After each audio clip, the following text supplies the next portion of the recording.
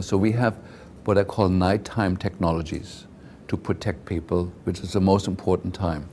At nighttime, all the fuses have to be off. That means those fuses also switch off, the breaker switch also switches off the wireless internet, it switches off all telephone support systems, it switches off your alarm systems, which are equally bad, it switches off everything, every appliance inside the house. It probably does not switch off the smart meter.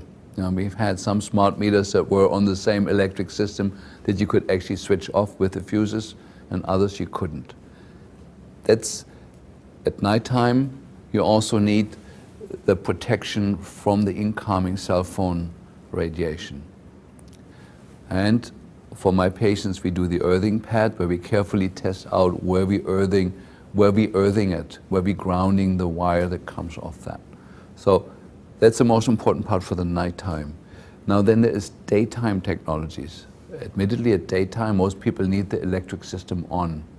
So the first thing that we do, we use the Stetzer filters, which have been shown to be effective biologically, that there is less biological stress in the people that are in a room that has the Stetzer filters in the outlets. You know, Stetzer filters reduce the dirty electricity. I know Graham Stetzer has gotten a lot of opposition from that, but Mark de Havers, professor in Canada, has shown very clearly that the Stetzer filter reduce the biological damage that the fields are doing to us.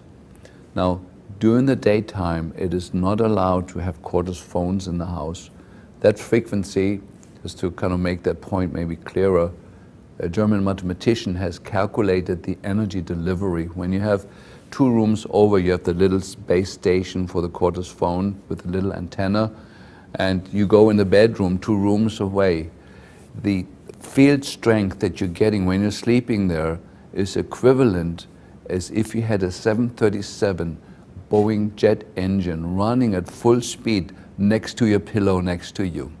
The sound and the energetics of it are the same as if you have a silent, quiet, cordless phone in the kitchen.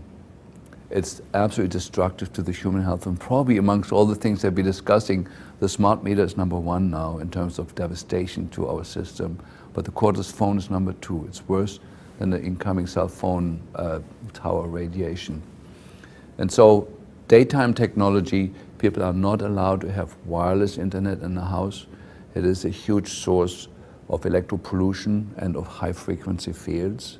They're not allowed to have a cordless phone. We paying careful attention now to the energy saving light bulbs. They also give off high frequency radiation that's devastating to the health. So my patients have to go back to use the traditional incandescent light bulbs, which are now available on the internet as heat lamps. But they're the same light bulbs, they just become instantly more expensive because they're now a rare item. Or they have to pay more money and get LED lights into the house. But as a daytime technology, the new energy-saving light bulbs, the compact fluorescent lights, are a completely unacceptable technology. It gives off both high-frequency wavelengths that are devastating to the brain, plus it's mercury vapor-based, and the frequency of mercury piggybacks on the light and makes people toxic and mobilizes toxins in the body that are then swishing around, finding, the body stores mercury and other toxins in places where it causes the least damage. The compact fluorescents stir that up. The mercury gets displaced now into the brain, into the spinal cord, into the hormone-producing glands, and it's devastating. So daytime technology, no wireless inside the house, go back to broadband. No cordless phones, go back to corded phones. Or there is one type of phone that you can buy that is innocent. It's just much more expensive. And no compact fluorescent lights in the house. That's a good start for most people.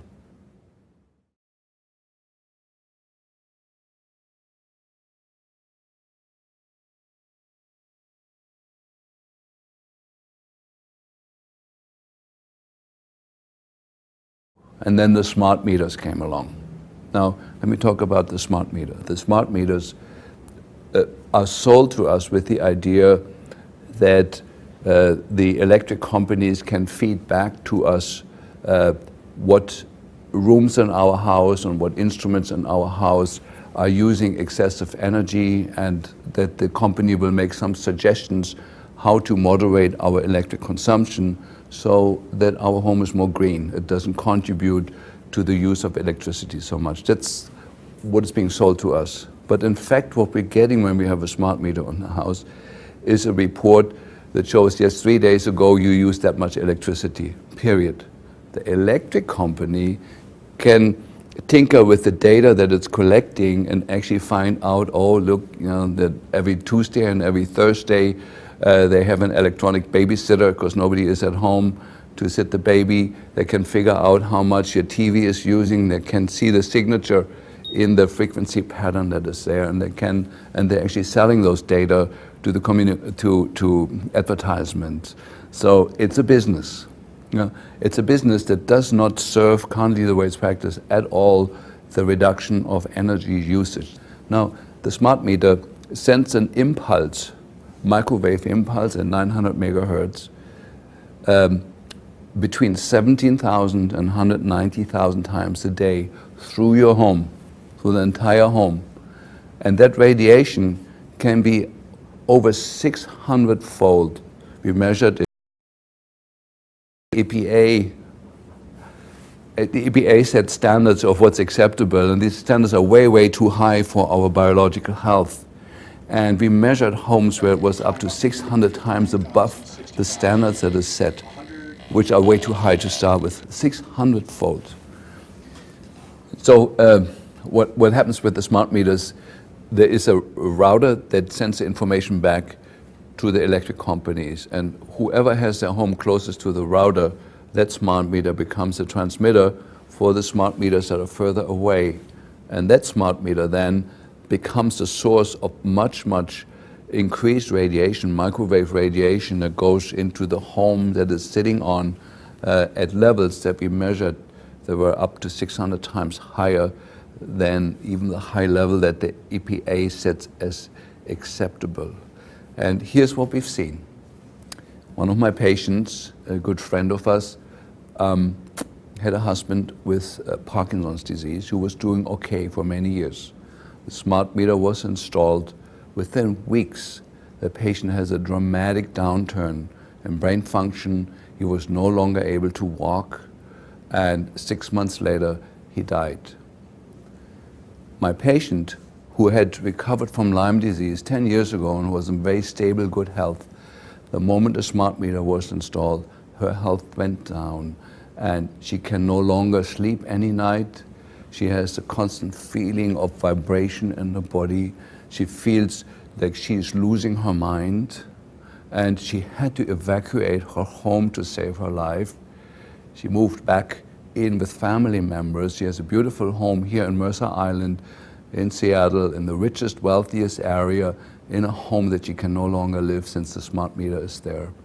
Now we're trying, me as a physician, I try to explain to the electric company that, that they're destroying the health of the patient. The electric company, of course, tells us, well, there is no laws overseeing the electric company, is completely given free rein.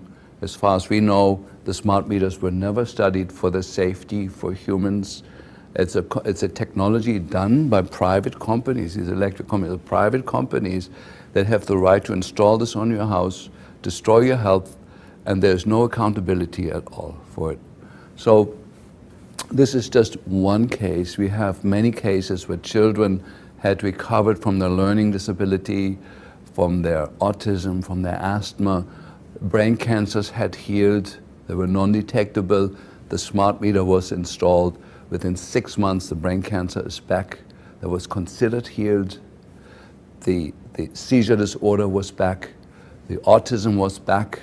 Or children, usually the regressive form of autism, children are born normally. After the 3rd or 5th or 6th vaccination, when they're 18 months old, suddenly they have the downturn where they lose what they've gained. They lose their language, they lose eye contact, and they're bad. You don't see that with 8-year-olds. But we do. Children were completely normal, 8-year-old, in school, everything is good. Suddenly the child turns autistic, loses everything it's gained, including the language. An 8-year-old, where we find out the smart meter was installed by the house.